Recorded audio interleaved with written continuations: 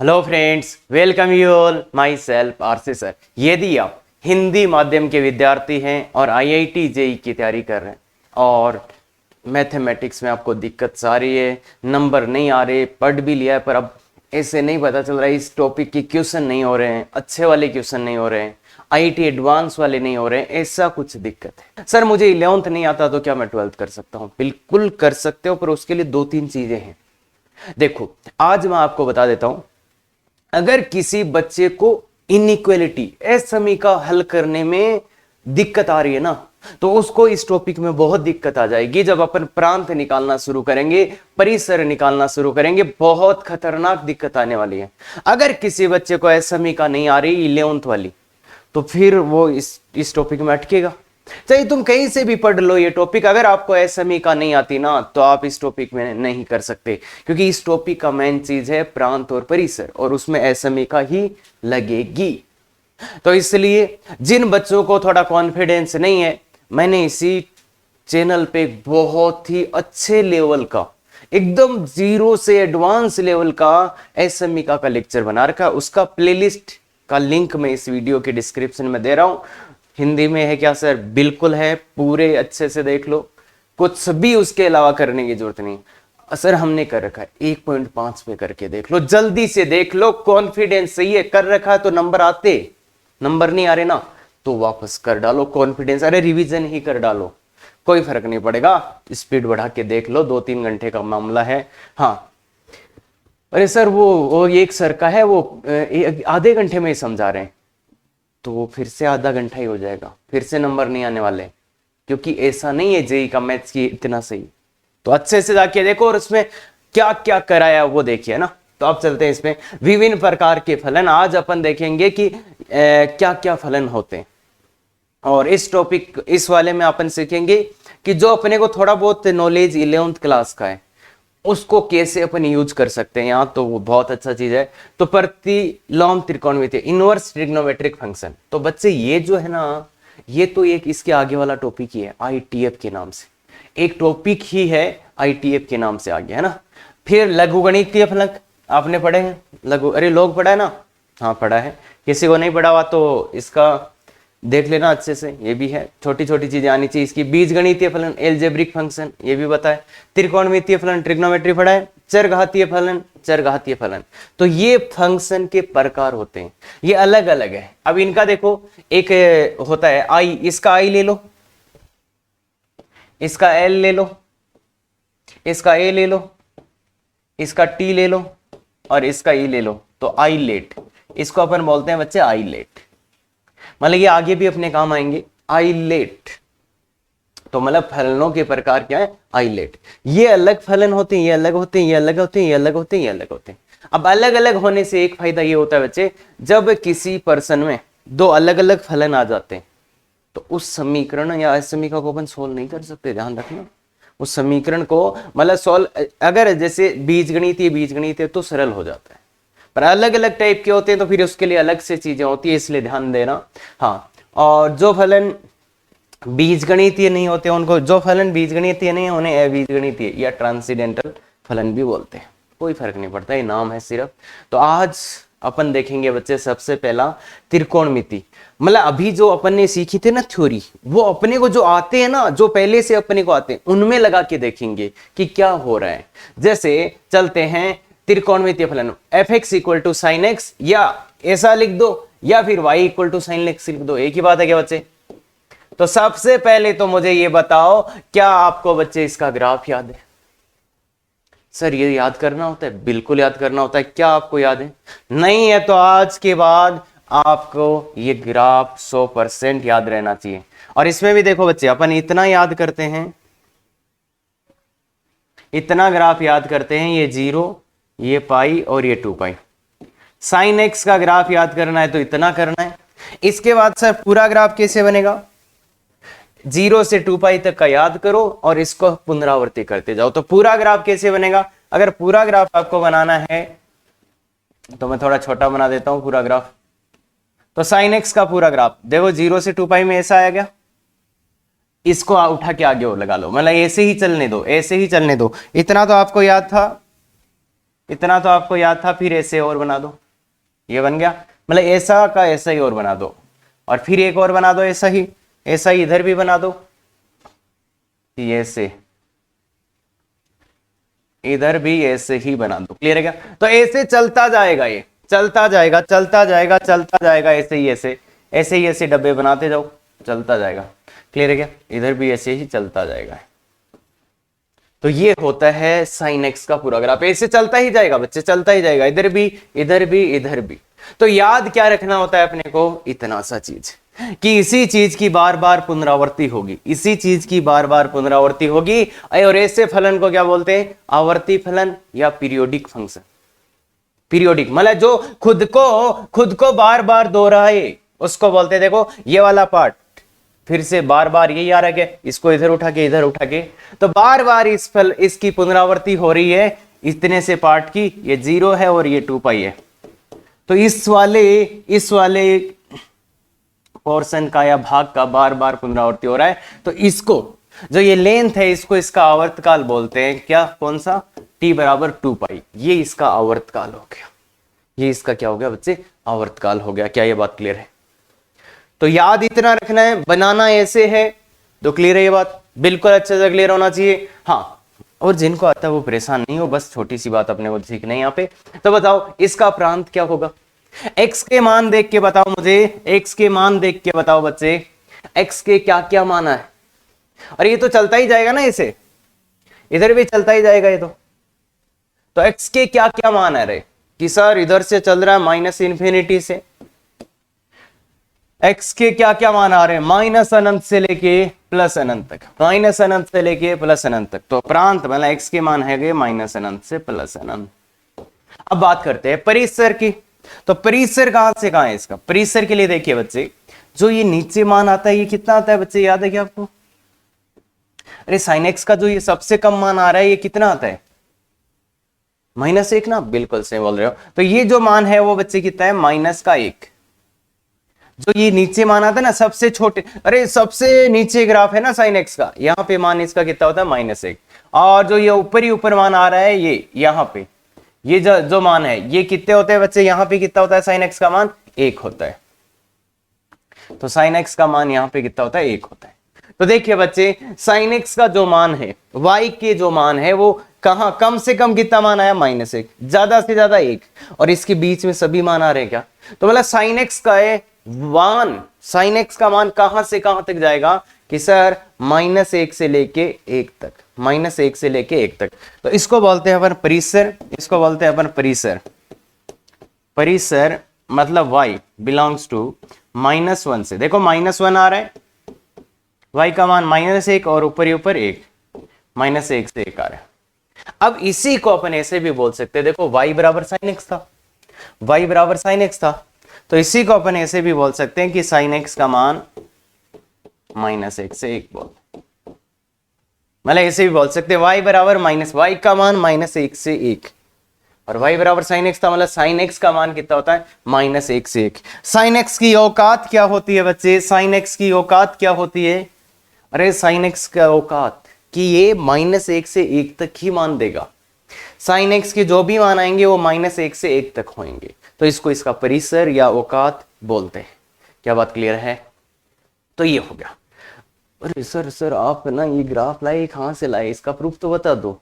गलत फहमी में हो, जो चीजें आपने पहले देख रखी है 11th में, हाँ हम बता भी हैं, नहीं भी बताते हैं, पर उससे बहुत ज्यादा फर्क नहीं पड़ेगा।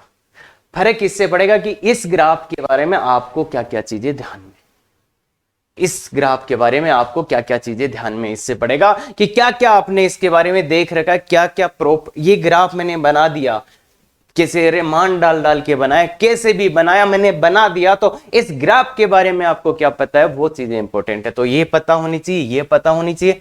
दूसरी बात, और एक और बात बताता हूं, ये आवर्ती फलन है, आवर्ती फलन है, आवर्ती फलन है, पीरियोडिक फलन है, तो इसका आवर्तकाल कितना होता है? आवर्ती फलन है, आवर्तकाल कितना है?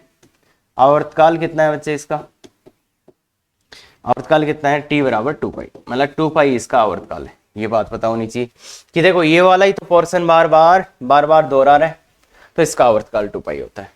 इसके बाद में एक चीज और जो बहुत ही बार काम होगा, तो वो चीज ये है बच्चे कि देखिए ये 0, ये पाई, ये 2 पाई, ये 3 पाई, ये 4 पाई, ये 5 पाई, ये माइनस का पाई, ये माइनस का 2 पाई, ये माइनस का 3 पाई, यही है क्या? -3 पाई, -2 पाई, माइनस। तो यहां पे देखो बच्चे, अगर गौर से देखोगे ना 0 पाई, 2 पाई, 3 पाई, 4 पाई, -पाई, -2 पाई, -3 पाई, -4 पाई, तो यहां पे sin x का मान कितना हो रहा है? अगर आप गौर से देखोगे तो देखिए 0 पाई, 2 पाई, 3 पाई, 4 पाई, 5 पाई, -पाई, -2 पाई, यहां पे sin x का मान कितना हो रहा है? 0। तो देखिए बच्चे sin x बराबर 0, sin x बराबर 0, तो तुम क्या बोलोगे? सर x बराबर 0। ये आदत छोड़ना पड़ेगा आपको, ये आदत छोड़ना पड़ेगा। sin x बराबर 0, तो x बराबर क्या बोलोगे? 0 नहीं बोलोगे आप, ये बोलोगे x बराबर n पाई।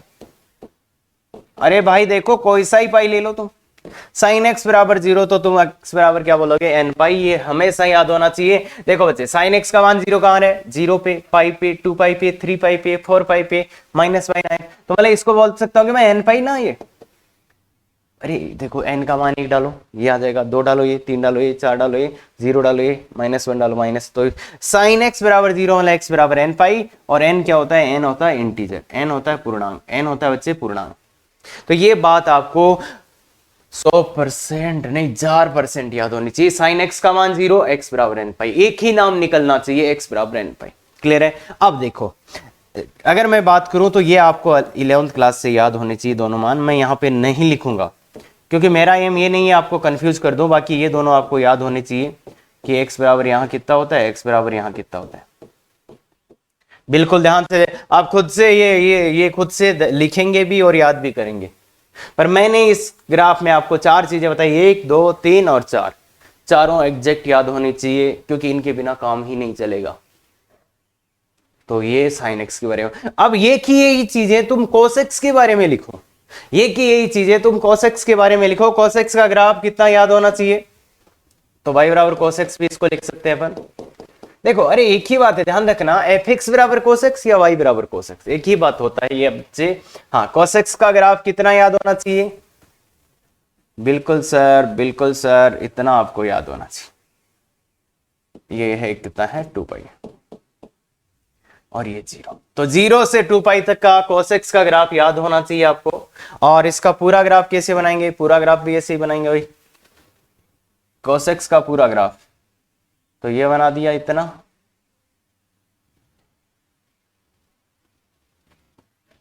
ये बना दिया इतना, और इसको बस इसको ही पुनरावृत्ति कर दिया दोनों तरफ, इसको ही पुनरावृत्ति कर दिया, ऐसे ऐसे, समझ गए क्या? इधर भी इसी का पुनरावृत्ति हो गया, इसी का पुनरावृत्ति कर दिया। ठीक है, ऐसे ऐसे अब चलता ही जाएगा ना, ये तो चलता ही जाएगा ना, ये सेम ही पार्ट की बात पुनरावृत्ति हो रही है। तो ये मैं क्यों बना रहा हूं ऐसे, अब आपको भी समझ आना चाहिए कि ये वाला पार्ट बार बार पुनरावृत्ति कर रहा है। देखो इसको उठा के यहां रख दो, इसको उठा के यहां रख दो, तो ये आता जाएगा, इसको उठा के पीछे रख दो, इसको उठा के इधर रख दो, तो ये पुनरावृत्ति हो रही है, ये पुनरावृत्ति हो रही है। तो और इसमें भी कितना बच्चे ये 2 पाई ना, ये यहां से यहां t बराबर 2 पाई, इसका भी t कितना है? 2 पाई। क्लियर है क्या? तो cos x का ग्राफ इतना याद रखना, बनाना इतना है। अब मुझे ये बताइए इसका प्रांत क्या है? प्रांत मान कहां से कहां? x के मान तो माइनस अनंत से शुरू होके प्लस अनंत तक। हाँ, तो x बिलोंग्स टू माइनस अनंत से प्लस अनंत, और इसको ऐसे भी बोल सकते हैं x बिलोंग्स टू r।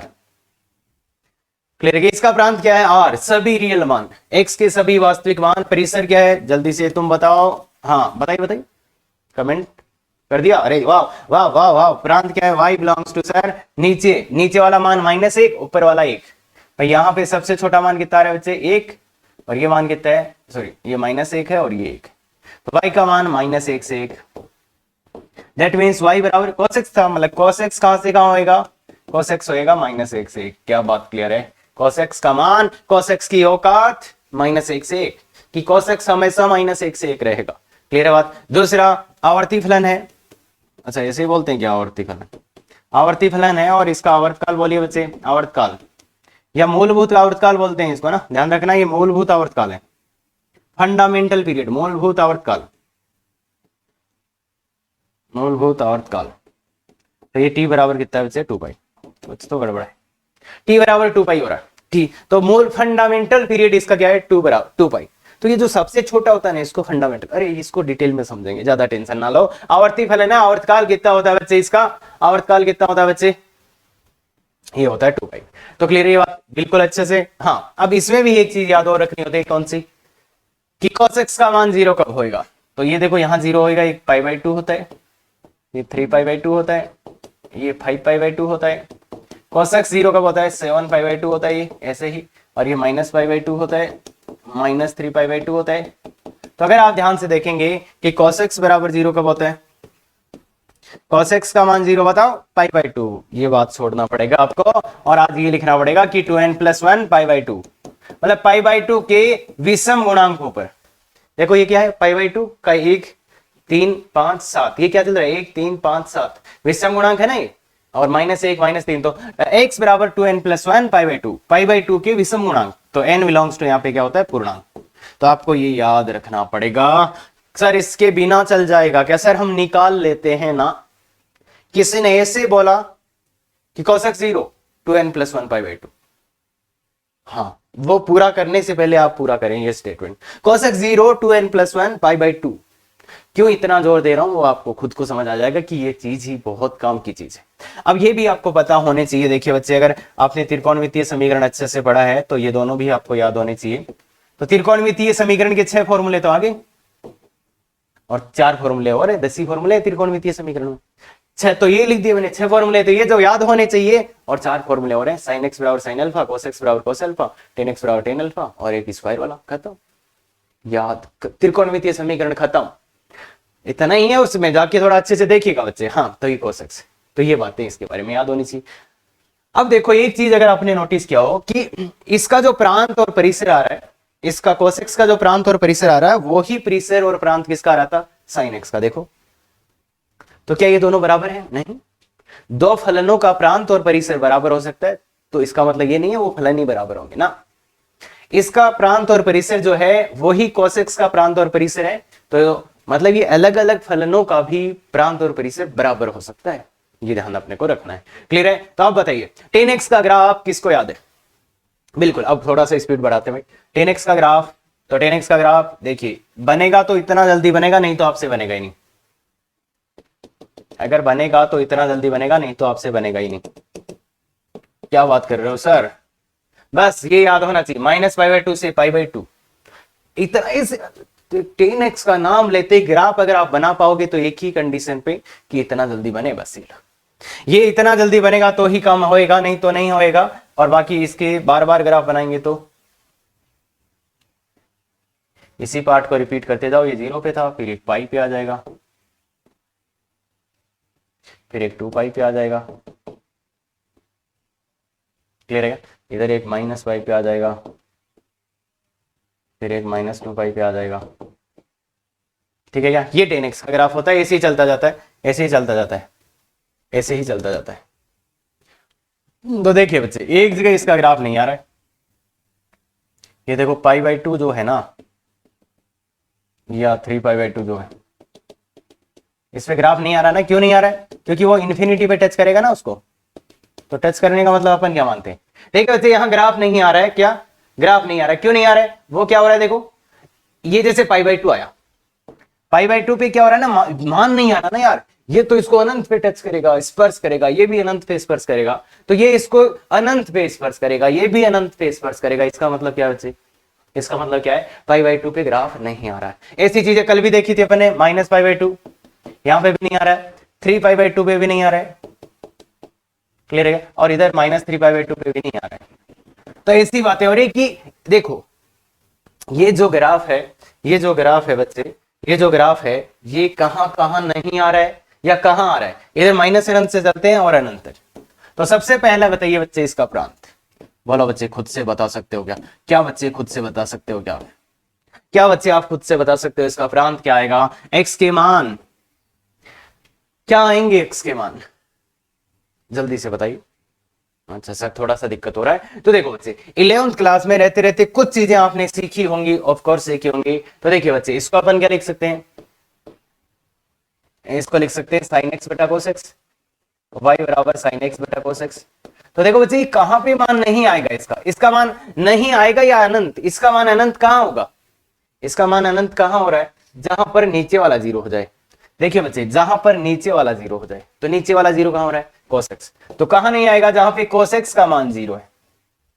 इसका ग्राफ कहां नहीं आएगा, जहां cos x का मान जीरो है। क्यों, क्योंकि cos x जीरो हो गया तो इसका मान अनंत हो जाएगा या अपरिभाषित हो जाएगा, जो भी आप बोलना चाहो बोल सकते हो। इसका मिस्ट्री अगले टॉपिक्स में आ जाएगा। बाकी देखो इसका ग्राफ कहां नहीं आएगा, जहां नीचे वाला जीरो, क्योंकि पूरी मैथमेटिक्स में नीचे वाला जीरो नहीं होना चाहिए, तो इसका ग्राफ नहीं आएगा जहां पे cos x जीरो है। और देखो ये देख के भी लग रहा है pi by two minus 3 pi by 2 plus 3 pi by 2, ये वही पॉइंट्स है ना जहां पे cos x जीरो होता है। तो इसका मतलब क्या है कि x belongs to r minus कौन से पॉइंट्स पे ग्राफ नहीं आएगा, जहां cos x जीरो। अब cos x जीरो कहां होता है, बिल्कुल अभी भी देखा है, देखो याद होना चाहिए 2n + 1 पाई बाई 2। तो r में से सब जगह ग्राफ आ रहा है, इन पॉइंट्स को छोड़ के सब जगह ग्राफ आ रहा है tan x का। देखो यहाँ पे यहाँ पे यहाँ पे यहाँ पे सब जगह आ रहा है, पर कहां नहीं आ रहा है, इन पॉइंट्स में जहां पे 2n + 1 pi by 2, n belongs to i भी लिख दो। मतलब कहां ग्राफ नहीं आ रहा है, बेसिकली सब जगह आ रहा है माइनस 2n + 1 पाई बाई 2, जहां पे cos x जीरो है। सर ये क्या बता रहे हो, देखो डोमेन निकालना मैं अलग से बताऊंगा, पर ये वो चीजें हैं जो आपने 11th में थोड़ी बहुत सीखी है, नहीं भी सीखी है तो इतना तो पता है ना, नीचे वाला जीरो नहीं होना चाहिए। और इसको और डिटेल में भी आ जाएगा, बस एक बार अपन ऐसे ही कि जो पता है उसकी हेल्प से अपन थोड़ा सा खेलना सीख रहे हैं, बाकी बिल्कुल सब कुछ आएगा। तो अपरांत कि r minus 2n + 1 pi by 2, और ये बहुत अच्छा चीज है। देखो cos x बराबर जीरो यहाँ पे, तो ये हटा दो। परिसर बोलिए बच्चे, परिसर बोलिए बच्चे, परिसर बोलिए बच्चे, y परिसर y का मान माइनस अनंत से प्लस अनंत। देखो ये कहां से कहां जा रहा है, माइनस अनंत से कहां तक, y का मान कहां से कहां जा रहा है भाई, माइनस अनंत से लेके प्लस। देखो ये ग्राफ माइनस अनंत से लेके प्लस, तो ये ग्राफ जा रहा है बच्चे माइनस अनंत से लेके प्लस अनंत तक। तो इसका परिसर हो जाएगा y बिलोंग्स टू r, या tan x belongs to r। मतलब tan x की औकात क्या होती है, r, कुछ भी दे सकता है tan x, खतरनाक चीज है भाई, कुछ भी दे सकता है। देखो इसको इसके लिए टूटना पड़ा, इसके लिए उसको टूटना पड़ा, पर ये कुछ भी दे देगा। टूटना पड़ा ना इसको, देखो अरे टूट गया ना ये ग्राफ, यहां से टूट गया, तो इसका भी एक स्पेसिफिक नाम होता है डिसकंटिन्यूअस, है ना। तो प्रांत आ गया, परिसर आ गया। अब आवर्तकाल की बात करते हैं, तो आवर्तकाल कितना होगा इसका, आवर्तकाल ऐसे मारते होगा, आवर्तकाल, आवर्तकाल शायद ये सही होता है। आवर्तकाल, इसका आवर्तकाल कितना है, देखो आवर्ती फलन है, ये आवर्ती फलन है, और इसका आवर्तकाल कितना है। तो देखो ये बार बार यही डब्बा रिपीट हो रहेगा, यहां से यहां तक का। देखिए कितनी कितनी लंबाई है, तो टी पाई है क्या, माइनस पाई बटे स्क्वायर, यही डब्बा बार बार रिपीट हो रहा है, तो इसका आवर्तकाल कितना है बच्चे, पाई है। ध्यान रखना इसका मूलभूत आवर्तकाल कितना है, पाई है। ये आवर्ती फलन है, मूलभूत आवर्तकाल इसका कितना है बच्चे, पाई है। बाकी इसके बारे में कुछ याद रखने की जरूरत नहीं है, बस ये टूटेगा कहां ये समझ में आना चाहिए, जहां cos x जीरो होगा। मतलब ये टूटेगा कहां, cos x जहां पे जीरो होता है, तो ये बात याद रहे। और cos x जो जीरो अपन ने याद किया था वो यही काम आगे क्या, आगे भी आएगा। हाँ आगे वाला चलते हैं। अब cot x, y बराबर cot x, क्या इसका ग्राफ याद है, सर नहीं याद है। तो देखिए बच्चे इसका ग्राफ एक ही शर्त पे आप बना सकते हो, केवल केवल और केवल एक ही चीज से इसका ग्राफ बन सकता है, वो ये है कि आपको ये पता हो, बस खत्म। अगर ये याद नहीं है तो ये ग्राफ आपसे नहीं बनेगा। सर क्या ये याद रखना होता है, बिल्कुल याद रखना होता है बच्चे, ये ग्राफ बिल्कुल याद रखना होता है अपने को, इतने ही याद रखने हैं आपको बस, अब ज्यादा नहीं। ये याद होना चाहिए, बिल्कुल याद होना चाहिए। तो इसका ग्राफ कैसे बनेंगे सर, इसके ग्राफ मतलब पूरा ग्राफ इतना याद रखना है, पूरा ग्राफ कैसे बनेगा, थोड़ा अच्छा बन जाए यार। फिर से यहां, फिर यहां एक, ऐसे बनता ही जाएगा।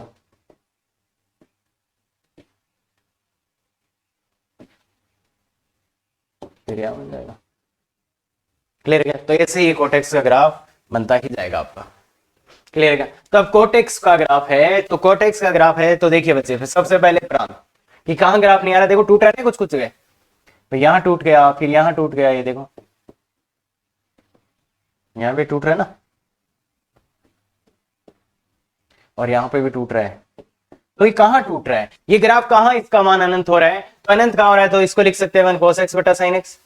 तो इसका मान कहां से जीरो, जब नीचे वाला जीरो होगा वहां ये ग्राफ टूटेगा क्या। देखो बच्चे ये पाई है, ये 2 पाई है, ये जीरो है, और कहाँ टूट रहा है? जहां पे साइन एक्स 0 है, साइन एक्स का मान 0 है। साइन एक्स का मान 0 कहाँ होता है?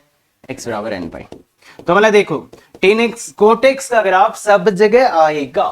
टेन एक्स का दिख रहा है ना, ये कोटेक्स का ग्राफ सब जगह ही आ रहा है भाई, यहाँ सब जगह आ रहा है, बस एक जगह टूट रहा है। तो इसलिए क्या लिखेंगे प्रांत में? प्रांत में लिखेंगे x belongs to r minus कहा n pi, r minus n pi, और n बिलोंग्स टू इंटीजर। मतलब n पाई पे इसका ग्राफ नहीं आएगा, या इसको आप ऐसे भी लिख सकते हैं x not equal to n pi. x का मान n पाई नहीं होना चाहिए, ऐसे भी लिख सकते हो। देखिए साइन x का प्रांत, कॉट x का प्रांत, x belongs to r minus n pi, मतलब n पाई मान नहीं होना चाहिए। बाकी सब जगह ग्राफ आएगा, पर दिक्कत क्या करेगा? जहां पे नीचे वाला 0 हो जाएगा वो दिक्कत करेगा, इसलिए यार। परिसर बोलिए, परिसर बोलिए बच्चे। y belongs to minus infinity से प्लस इंफिनिटी या r। अरे भाई पूरा ही आ रहा है ना y का मान, तो मतलब कोटेक्स का औकात क्या है? कोटेक्स का औकात क्या है? Belongs to r। क्लियर बात? आवर्तकाल, आवर्तकाल क्या है इसका? आवर्ती फलन है आवर्तकाल।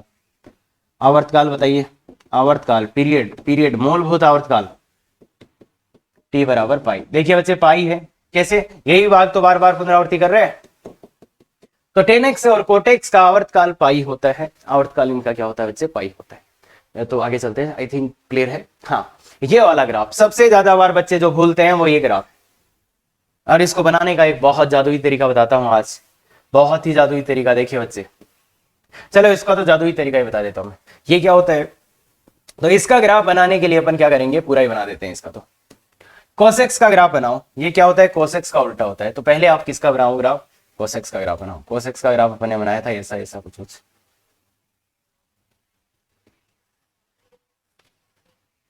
ऐसा कोसेक्स का ग्राफ होता है। ये कोसेक्स का ग्राफ होता है। तो सेकेक्स का ग्राफ बनाने के लिए बच्चे इसके एक डब्बे पे ऊपर डब्बा, इसके डब्बे पे डब्बा बना दो, डब्बे पे उल्टा डब्बा बना लो, दैट्स ऑल। इसके जो डब्बा है बच्चे, इसके ऊपर उल्टा डब्बा बना दो, इस डब्बे के ऊपर उल्टा डब्बा, इस डब्बे के ऊपर नहीं, ऐसे उल्टा डब्बा। जो डब्बे आ रहे हैं उनके ऊपर उल्टे डब्बे बना दो, बस खत्म। ये ग्राफ बन गया बच्चे, ये ग्राफ बन गया, ये ग्राफ बन गया। तो मतलब कोसेक्स वाले को उल्टा कर दिया, कोसेक्स वाले को उल्टा कर दिया। मतलब जितने डब्बे आ रहे थे उनके ऊपर डब्बे बना दो, कभी भी याद रखने की जरूरत भी नहीं पड़ेगी और कभी भूलोगे भी नहीं। डब्बे के ऊपर डब्बा बना दो। ये कोसेक्स का ग्राफ था, वो बनाया और उसके ऊपर डब्बे के ऊपर डब्बा बना दिया। तो ये y बराबर सेक एक्स का ग्राफ आ गया बच्चे, y बराबर सेक एक्स का ग्राफ। ये तो देखो कोसेक्स था, ये तो मैंने कोसेक्स का ग्राफ बनाया बच्चे, ये y बराबर कोसेक्स का ग्राफ है। और ये जो बना है व्हाइट वाला, ये है सेक एक्स का ग्राफ। ये जो व्हाइट वाला बना है वो है किसका ग्राफ बच्चे? सेक एक्स का ग्राफ। ठीक है क्या? डब्बे पे डब्बे। तो इससे सिंपल दुनिया में कोई ग्राफ नहीं है। और कुछ लोग या कुछ विद्यार्थी अभी तक इसको याद नहीं कर पाए, तो भाई थोड़ा सा कुछ ट्रिक टेक्नोलॉजी भी देखो यार, उसकी हेल्प से आप बहुत जल्दी इस ग्राफ को बनाने में, अगर आपको दिक्कत आ रही थी तो थोड़ा सा सोचना सीखो बच्चे कि कैसे अपन चीजों को याद भी करना है, तो कैसे ट्रिक की हेल्प से या कैसे भी याद करके कर सकते हैं। देखो कितना आसान है, डब्बे के ऊपर डब्बा बना दो, खत्म। तो सेक एक्स का ग्राफ बन गया है, सेक एक्स का ग्राफ बन गया। अब इसका प्रांत, तो प्रांत में वही है बच्चे, देखो 1/cos x। तो इसका ग्राफ भी टूट रहा है, देखो इसका ग्राफ भी टूट रहा है बच्चे। कहां टूट रहा है? कहां टूट रहा है इसका ग्राफ? इसका ग्राफ भी टूटेगा। क्लियर है? इसका ग्राफ भी टूटेगा। तो इसका ग्राफ टूट रहा है, कहां टूट रहा है? जहां पे कोसेक्स 0 हो रहा है। तो कोसेक्स से 0, कोसेक्स 0 कहां होता है? x इक्वल टू, देखो देखो देखो देखो ना, सीधा सीधा ये कोसेक्स जहां 0 होगा वहां ये टूटेगा क्या? तो इसका प्रांत क्या आ गया? इसका प्रांत क्या आ गया बच्चे? इसका प्रांत क्या आ गया? इसका प्रांत आ गया x belongs to r minus 2n+1 π/2 और n belongs to integer n का मान। तो देखो सेक एक्स में नीचे कोसेक्स है, तो कोसेक्स 0 नहीं होना चाहिए, मतलब r माइनस 2n+1 π/2। क्लियर है? प्रीसर, प्रीसर कहां से कहां, कहां से कहां जा रहा है भाई? ये व्हाइट वाला ग्राफ कहां से कहां जा रहा है? तो देखिए बच्चे, ये माइनस अनंत से शुरू होके -1 तक, माइनस अनंत से शुरू यहीं तक जा रहा है ना बच्चे, और फिर 1 से शुरू होके, फिर देखो ये 1, फिर 1 से शुरू होके अनंत तक। तो इसका परिसर क्या बोलते हैं अपन? इसका परिसर होता है बच्चे कि इसका y बिलोंग्स टू क्या होता है? माइनस अनंत से -1 तक। देखिए y के मान माइनस अनंत से -1 तक, यहां तक है, फिर 1 से अनंत, 1 से अनंत, क्लियर है क्या? 1 से अनंत, माइनस अनंत से -1, फिर 1 से अनंत, तो ये बोलते हैं। इसको दूसरे तरीके से भी लिख देते हैं, पर वो मेरे हिसाब से ठीक है यार, ये ज्यादा बेटर है। आर माइनस कौन से मान नहीं आ रहे? वो मान नहीं आ रहे जो -1 से 1 के बीच में, ऐसा भी लिख सकते हैं। और आवर्तकाल, आवर्तकाल में क्या होगा बच्चे इसमें? तो आवर्तकाल के लिए क्या होगा? आवर्तकाल के लिए देखो t बराबर 2 पाई होगा। क्यों 2 पाई होगा? क्योंकि देखो एक डब्बा और एक डब्बा, ये दो डब्बे पुनरावृत्ति कर रहे हैं, ये और ये मिलके पुनरावृत्ति कर रहे हैं, क्लियर है क्या? तो इसलिए इसका वही होगा आवर्तकाल जो साइन कोसेक्स का होता है, कोसेक्स का होता है। तो ये दो चीजें इसके बारे में याद होनी चाहिए। बाकी कभी भी ये ग्राफ भूलना नहीं चाहिए। अगर आपने एक बार देख लिया तो ये साइन एक्स वाले पे डब्बे बना दो, ये खुद ही बना दोगे यार तुम, अब ये तो तुम खुद ही बता दोगे मेरे को। बताओ बताओ बच्चे, खुद बना के बता सकते हो क्या? क्या बच्चे आप खुद बना के बता सकते हो मेरे को? अरे सर बन गया हमारा तो, very good very good very good. तो इसमें भी क्या है बच्चे? डब्बे पे डब्बा बना दो। इस पे भी क्या है बच्चे? डब्बे पे डब्बा बना दो। तो देखो इस डब्बे पे ऐसे उल्टा डब्बा, इस डब्बे पे ऐसा उल्टा डब्बा, इस डब्बे पे ऐसा उल्टा डब्बा आ गया, इस पे ऐसा उल्टा डब्बा आ गया, इस पे ऐसा। तो खत्म खत्म, बोलो आ गया क्या? बिल्कुल आ गया सर। और प्रीसेर की बात करेंगे तो 1/sin x, तो sin x 0 नहीं होना चाहिए, मतलब sin x 0 का होता है x बराबर n पाई। देखो आज जो चीजें सीखी थी वो आज ही काम आ रही है। तो बताइए बच्चे, प्रांत x belongs to r minus n pi, क्यों? अरे sin x से नीचे वाला 0 नहीं होना चाहिए, r माइनस एन पाई। ये कहाँ टूट रहा है? ये जो टूट रहा है ना बच्चे, ये जो आपको दिख रहा है, ये क्या है? पाई। ये क्या है? देखो 0 n पाई है ना, ये जहां पे ग्राफ टूट रहा है ये कौन से पॉइंट से? n पाई वाले, क्लियर है क्या? तो प्रांत ये हो गया। परिसर क्या हो गया? परिसर भी दिख गया होगा बच्चे, बिल्कुल माइनस अनंत से, ये तो -1 था और ये 1 था, तो माइनस अनंत से y बिलोंग्स टू माइनस अनंत से -1 यूनियन 1 से अनंत, क्लियर है क्या? ये बात। और आवर्तकाल दिख ही रहा होगा 2 पाई, आवर्तकाल दिख ही रहा होगा कितना? आवर्तकाल कितना है बच्चे? t बराबर 2 पाई, 2 पाई आवर्तकाल है। ये सब चीजें तो याद रह जाएगा, डब्बे पे डब्बा बनाना है, खत्म, क्लियर है क्या बात? तो बहुत अच्छे से ये बात अपने को समझ में आना चाहिए। और देखो अब कुछ बच्चों को यहां तक थोड़ा बोरिंग भी लग सकता था, पर ये चीज बतानी भी जरूरी थी, क्योंकि इन्हीं से अपना एक अंडरस्टैंडिंग डेवलप होगा और उसका अपन यूज करेंगे। तो ये साइन कॉस एक्स इनके ग्राफ बहुत अच्छे से आपको आने चाहिए, क्योंकि बहुत ज्यादा यूजफुल होते हैं।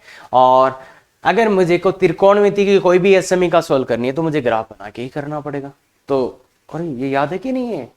लिख लो लिख लो, त्रिकोणमिति की कोई भी एसएमई का हमेशा ग्राफ बनाकर सॉल्व करें, तो ये अपन सिखा भी देंगे ना, पर याद रखो। लघुगणकीय फलन, लघुगणक y बराबर log ax का ग्राफ, ये आपने पढ़ रखा होगा। बस मैं 2 ग्राफ बनाऊंगा, फटाफट 2-3 बातें बताऊंगा जो जरूरी है ना। तो देखिए y बराबर log x का ग्राफ एक तो ऐसा बनता है, याद आया? याद आया? ये कब बनता है? y बराबर log ax का ग्राफ ये कब बनता है? जब एक का मान 0 से 1 से बड़ा हो, जब आधार का मान 1 से बड़ा हो इसका ग्राफ ये बनता है, और जब आधार का मान 1 से छोटा हो तब ग्राफ कैसे बनता है? ये भी y बराबर log ax का ही ग्राफ है, y बराबर log ax का ही ग्राफ है जब आधार का मान 1 से छोटा और 0 से बड़ा हो, क्लियर है क्या? आधार का मान 0 से 1 हो तो ऐसा ग्राफ बनता है, आधार का मान 1 से बड़ा हो तो ऐसा ग्राफ बनता है। और एक बात जो आपको बचपन में ही याद होनी चाहिए, बचपन से ही याद होनी चाहिए, वो क्या है? log AB परिभाषित है, log AB परिभाषित है, मतलब ये कब परिभाषित होता है? अरे भाई log AB परिभाषित कब होता है? log AB परिभाषित कब होता है? तो देखिए सबसे पहला कंडीशन होता था b ग्रेटर देन 0, दूसरा कंडीशन होता था a ग्रेटर देन 0 एंड दूसरा कंडीशन a ग्रेटर देन 0 और a नॉट इक्वल टू 1। तो ये अपना 11th क्लास का पोर्शन है जो हमेशा याद रहना चाहिए। log AB परिभाषित है यदि b जो यहां लिखा है वो 0 से बड़ा हो, और जो यहां बेस आधार में लिखा है वो 0 से बड़ा हो और 1 नहीं होना चाहिए, क्लियर है क्या? ये बहुत अच्छे से 11th से क्लियर होना चाहिए, और ये भी 11th क्लास में अपन ने बनाने सीखे थे, वहीं से आ रहे हैं, क्लियर है? अब इसका प्रांत बताओ, इसका प्रांत क्या होगा? इसका प्रांत क्या होगा बच्चे? तो अगर आप इसका प्रांत देखोगे तो देखो प्रांत मतलब एक्स के मान, तो यहाँ पे एक्स के कौन से मान रख सकते हैं, तो इसका प्रांत क्या है, इसका प्रांत क्या है, x ग्रेटर देन 0, मतलब x बिलोंग्स टू 0 से अनंत, तो इसका प्रांत ये इसका प्रांत आ गया। x का मान 0 से बड़ा, x का मान 0 से बड़ा मतलब x 0 से अनंत, तो यही तो बोल रहा है, जो यहाँ पे लिखा होना चाहिए वो कहाँ होना चाहिए, ग्रेटर देन 0, तो ये x ग्रेटर देन 0, तो x का मान यह परिसर या ग्राफ से देख लो भाई, इधर से नहीं देखना चाहते, इधर से डर लगता है तो ग्राफ से देख लो। x के मान 0 से अनंत, देखिए बच्चे ये 0 था, x के मान 0 से अनंत, इसमें भी x के मान 0 से अनंत, इसमें भी 0 से अनंत। देखिए बच्चे x के मान, इस ग्राफ के लिए x के मान 0 से अनंत, 0 से अनंत, यही लिखा गया। तो ग्राफ से देख लीजिए या 11th क्लास वाले चीजों से देख लीजिए, एक ही बात है क्या, तो ये प्रांत हो गया। परिसर कोई बता सकता है मेरे को, परिसर कोई बता सकता है मेरे को, y के मान, इसके लिए y का मान बताइए, माइनस अनंत से प्लस अनंत, इसके लिए माइनस अनंत से प्लस अनंत। देखिए y का मान कम से कम माइनस अनंत, अधिक से अधिक प्लस अनंत, यहाँ पे माइनस अनंत, यहाँ पे प्लस अनंत। क्लियर है क्या बच्चे बात, पक्का, ठीक है। तो y बिलोंग्स टू क्या है, r, तो मतलब इसका परिसर क्या आ रहा है, परिसर क्या है आ रहा, सभी मान, y के सभी मान ले रहे हैं, और ये भी यहाँ पे भी। तो देखिए एक बात है कि चाहे लोग का ये ग्राफ बनाओ या ये ग्राफ बनाओ, इसका प्रांत और परिसर समान ही रह रहा है क्या, तो ये बात यहां पे लिख भी दो। लघु गणक का परिसर आधार पर निर्भर नहीं करता, सदैव आर होता है, मतलब सदैव कितना होता है, इसका मान आर होता है। जो लघु गणक है उसका परिसर आधार पे निर्भर नहीं करता, मतलब आधार पे निर्भर नहीं करेगा, इसका परिसर हमेशा ही आर रहेगा, हमेशा ही क्या रहेगा बच्चे, आर रहेगा। अब एक और छोटी सी चीज मैं बताना चाहता हूं आपको, जो कि बहुत यूजफुल होने वाली है आगे के जो टॉपिक्स या इसी टॉपिक में, बहुत सुंदर चीज है। बताओ क्या बताने वाला, कोई केस, इस इन दोनों ग्राफ से मैं क्या समझा सकता हूं। तो देखिए बच्चे, ये ग्राफ में एक खास बात है, जैसे जैसे x के मान बढ़ रहे हैं, जैसे जैसे x के मान बढ़ रहे हैं, y के मान भी बढ़ रहे हैं क्या, जैसे जैसे मैं x को बढ़ा रहा हूं, x के मान बढ़ रहे हैं, इधर जाने पे x के मान बढ़ते हैं, तो क्या हो रहा है, y के मान भी बढ़ रहे हैं क्या। अगर मैं x का मान बढ़ाऊं, मैं इधर से इधर जा रहा हूं, अरे मैं यहां से इधर जाऊं, तो y के मान भी बढ़ते जा रहे हैं क्या। इस ग्राफ में जैसे जैसे अपन x के मान बढ़ा रहे हैं, वैसे वैसे y के मान भी बढ़ रहे हैं, या ऐसे बोल दो, यहां से इधर जाने पर ग्राफ ऊपर जा रहा है क्या, मतलब ग्राफ बढ़ता हुआ जा रहा है क्या, तो ऐसे ग्राफ को क्या बोलते हैं, देखो इधर जाने पे ग्राफ बढ़ रहा है, आगे जाने पे ग्राफ बढ़ रहा है, तो इसके ग्राफ को क्या बोलते हैं, वर्धमान ग्राफ, वर्धमान, याद आया, इंक्रीजिंग। तो ये बच्चे इंक्रीजिंग है, ये इंक्रीजिंग ग्राफ है बच्चे, ये कैसा ग्राफ है, इंक्रीजिंग, कि आगे जाने पे इसका मान बढ़ रहा है, आगे जाने पे इसका मान बढ़ रहा है। ये क्या हो रहा है, जैसे जैसे आप आगे जा रहे हो, यहां से शुरू करा, जैसे जैसे आगे जा रहे हो, इधर जा रहे हो, तो मान घट रहे हैं क्या, मतलब बेसिकली ये हो रहा है, x का मान बढ़ा रहे हो तो y के मान कम हो रहे हैं क्या, तो y के मान क्या हो रहे हैं बच्चे, कम हो रहे हैं क्या। x का मान बढ़ाते जाओ, y के मान कम हो रहे हैं, x का मान बढ़ाओ, y के मान कम हो रहे हैं, तो इसको बोलते हैं ह्रासमान ग्राफ, ह्रासमान मतलब डिक्रीजिंग, डिक्रीजिंग। क्लियर है क्या बात, तो डिक्रीजिंग ग्राफ इसको बोलते हैं या ह्रासमान ग्राफ इसको बोलते हैं, और ये बहुत सुंदर प्रॉपर्टी है बच्चे, ये तो मतलब पूरा तहलका मचा के रख देता है, जब असमीका की बात आती है तो पूरा तहलका मच जाता है कि क्या हो रहा है इन इंक्रीजिंग और डिक्रीजिंग से। तो जितनी असमीका होती है ना, अच्छे वाली असमीका में यही चीज काम आती है, यही चीज काम आती है। तो ये वर्धमान, ये ह्रासमान, अगर कोई ग्राफ बढ़ता ही बढ़ता जा रहा है तो उसको वर्धमान इंक्रीजिंग, और कोई कम ही कम होता जा रहा है, आगे जाने पे याद रखना, जब अपन आगे जा रहे हैं तब इसका मान कम हो रहा है, इसमें जब आगे जा रहे हैं तब मान बढ़ रहा है।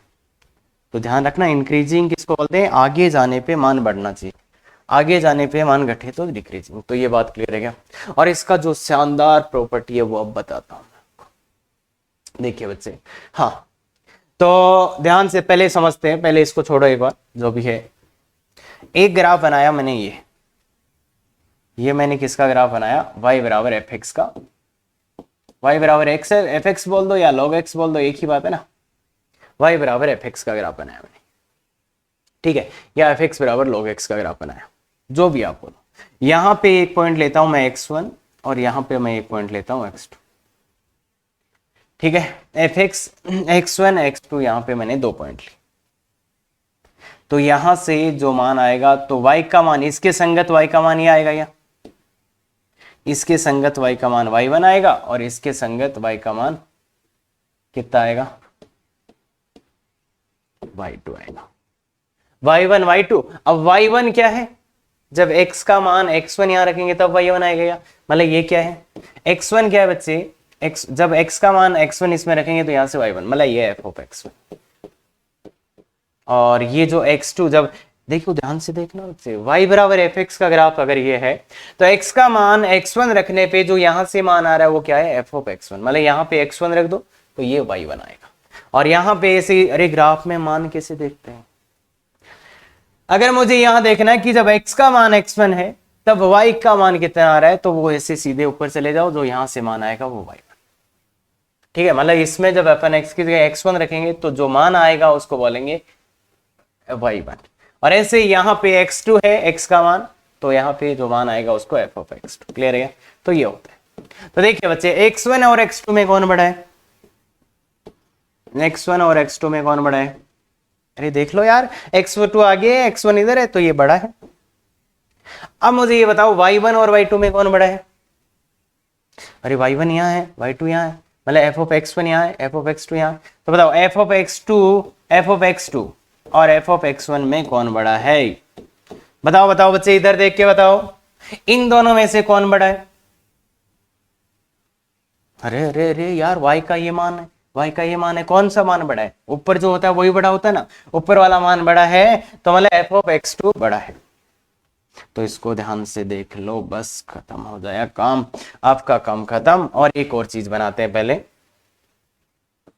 एक ग्राफ में ऐसा बनाता हूं, ये ग्राफ कैसा था, वर्तमान ग्राफ था, क्या किसी का भी ग्राफ हो सकता है, ये वर्तमान ग्राफ था, एक ग्राफ ऐसा बनाता हूं हाथ में, तो यहां पे एक x1 लेते हैं, यहां पे एक x1 लेते हैं, यहां पे एक x2 लेते हैं, इससे नीचे आ जाते हैं, इससे नीचे आ जाते हैं, कहीं पे भी ले लो इस ग्राफ में, तुम x1 यहां ले लो, कहीं पे भी ले लो ना, कोई फर्क नहीं पड़ेगा। इधर से जो मान आएगा वो क्या, y1, इधर से जो मान आएगा वो कौन, y2, y2 मतलब f, यही y बराबर एफ एक्स का ग्राफ है, तो ये f ऑफ x1 हो गया और ये f ऑफ x2 हो गया। अब मुझे ये बताओ तुम कि x1 और x2 में कौन बड़ा, कि सर x2 आगे x2 बड़ा। अब तुम देख के बताओ मुझे, ध्यान से देख के बताना बच्चे, f ऑफ x2 और f ऑफ x1 में कौन बड़ा, f ऑफ x2 और f ऑफ x1 में कौन बड़ा। देख बच्चे, ये नीचे है तो ये छोटा और ये बड़ा, तो ये बड़ा हो जाए, तो इसको गोला कर लो बच्चे।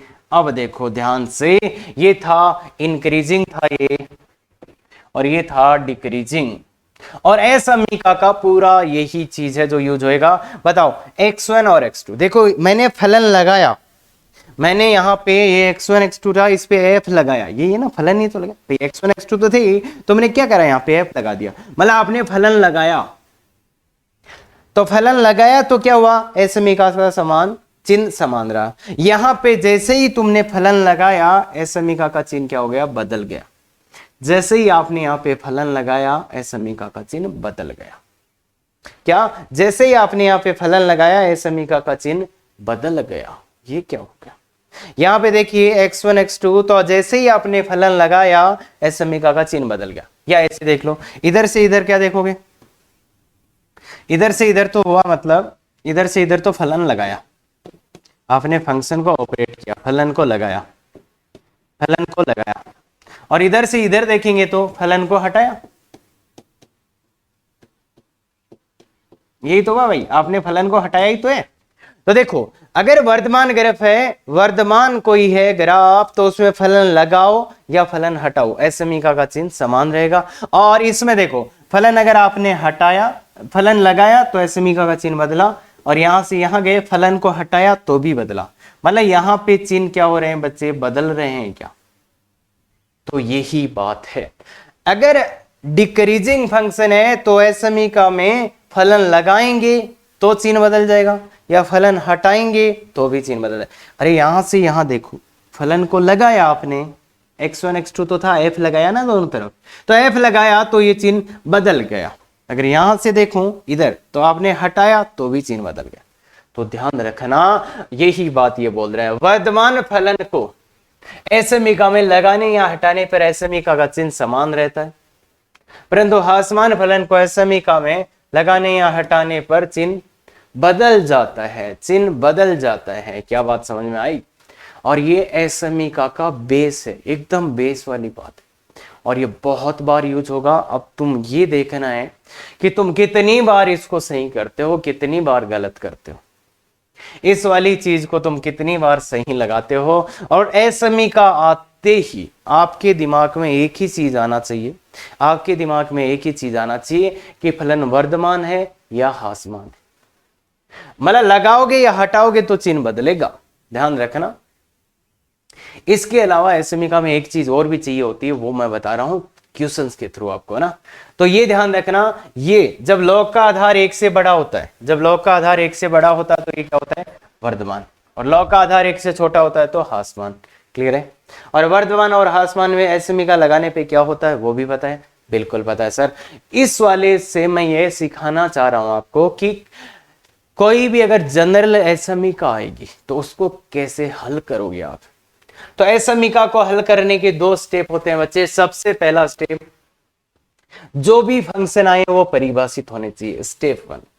हो सकता है आपने पहले नहीं देखा, तो ये ऐ समीका को हल करने का जनरल मेथड मैं बता रहा हूं 2 क्वेश्चन के थ्रू।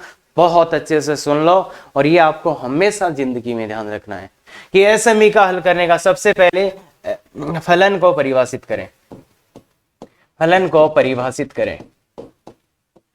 सबसे पहला फलन को परिभाषित करें, मतलब ये 11th में कर चुके हो इसलिए मैं यहां बता रहा हूं, पर मैं प्रांत निकालना, परिसर निकालना आगे बताऊंगा। पर अभी बेस बना रहा हूं तुम्हारा कि हाँ ऐसी ऐसी चीजें तो अपन करते हैं, तो इनको सिस्टेमेटिक और कैसे। तो फलन का परिभाषित करें, तो फलन ये परिभाषित कब होगा? देखो आधार तो ठीक है, ये इसके अंदर लिखा है x-2 वो 0 से बड़ा होना चाहिए, और जो इसके अंदर लिखा है वो भी 0 से बड़ा होना चाहिए। भाई लॉग परिभाषित तभी होगा ना जब ये इसके जो अंदर लिखा है। अरे लॉग ए भी परिभाषित कब होता है, याद है क्या sir? b greater than 0, a greater than 0, a not equal to 1। तो इसी का यूज करना है।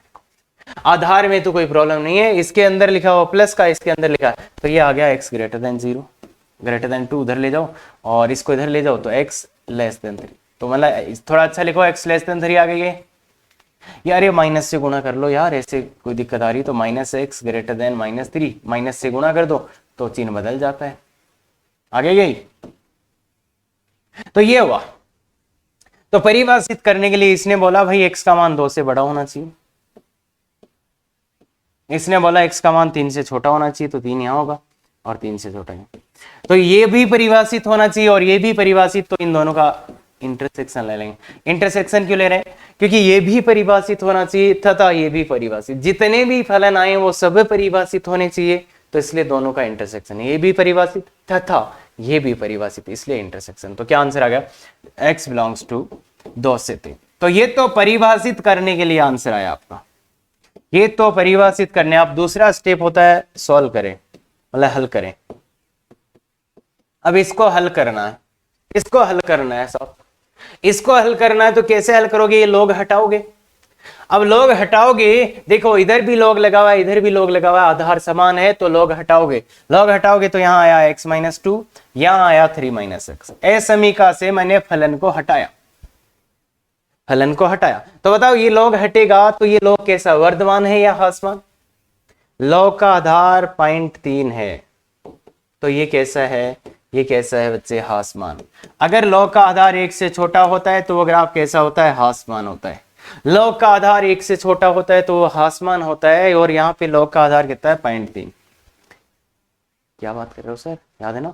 लॉग का, अरे अभी भी तो बनाया था। लॉग का आधार अगर 1 से छोटा है तो वो हासमान होता है, इसलिए इसको जब हटाएंगे दोनों तरफ से लॉग तो चिन्ह बदल जाएगा, चिन्ह बदल जाएगा। क्या बात समझ में आई?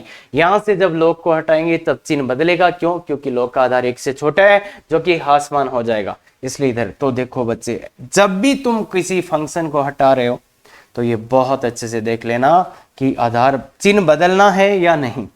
तो इसको x को इधर लाओ, 2x लेस देन उधर ले जाओ 5 और x लेस देन 5/2। तो ये आ गया। अब ये तो आपने परिभाषित किया, ये हल किया, तो इन दोनों का इंटरसेक्शन परिभाषित भी होना चाहिए और हल भी करना है, तो इन दोनों का क्या लेना है? इंटरसेक्शन। तो इंटरसेक्शन लेना तो बना दीजिए बच्चे इनको। एक तो आ रहा है x 5/2 से छोटा,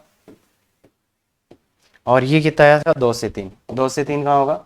2 कहीं यहाँ होगा और 3 कहीं यहाँ होगा, तो ये 2 से 3। तो दोनों का क्या ले लोगे बच्चे? दोनों का क्या ले लोगे? इंटरसेक्शन। कहां से कहां आ रहा है? ये आ रहा है।